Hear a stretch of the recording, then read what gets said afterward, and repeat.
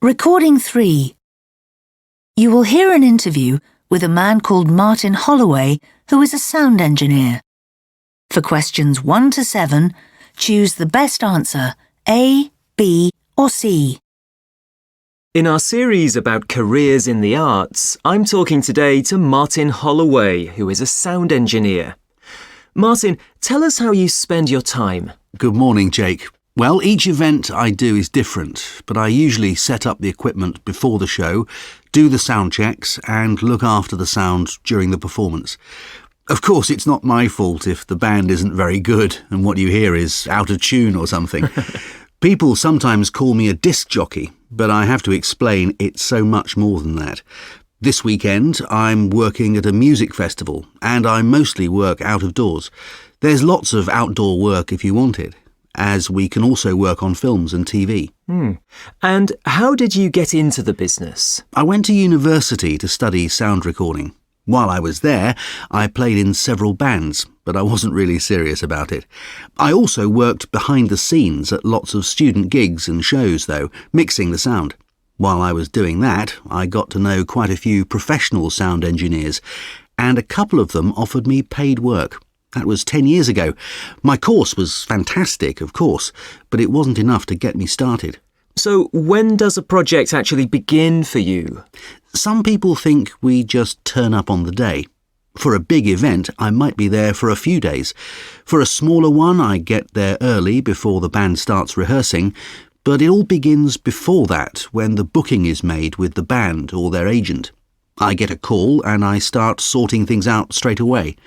I also always visit the place where it's all going to happen a few days before the actual show. So what's it like during a show? Well, if I've done all my preparation properly, normally there really isn't much for me to do at all, and that's how it should be. I talk to the band and make sure they're happy with everything before the show. It's hard to do so while they're playing, and I refuse to work with equipment that I think might break down. You must notice a great difference in the equipment from when you first started. Definitely. You can't compare the sound you get now. And we can all afford fantastic equipment, as it's so much cheaper. But that doesn't particularly benefit me, as I usually use the band's equipment or what's available at a venue. For me, the fact that everything is getting smaller all the time, I can carry a whole day's recording in my pocket, that's helped me enormously. So if someone wants a job like yours, what should they do? Get lots of experience, make contacts, and ideally do a course.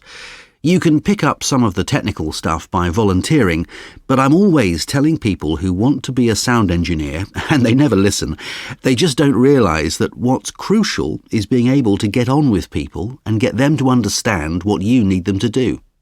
If you can't do that, then you won't get the jobs.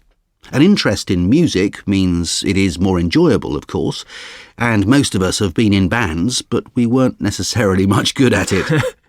And are there any disadvantages?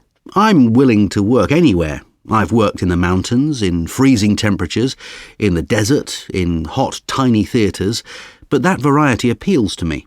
I'm not a very patient person, and I spend a lot of time hanging around between setting things up and the show actually happening. I don't enjoy that.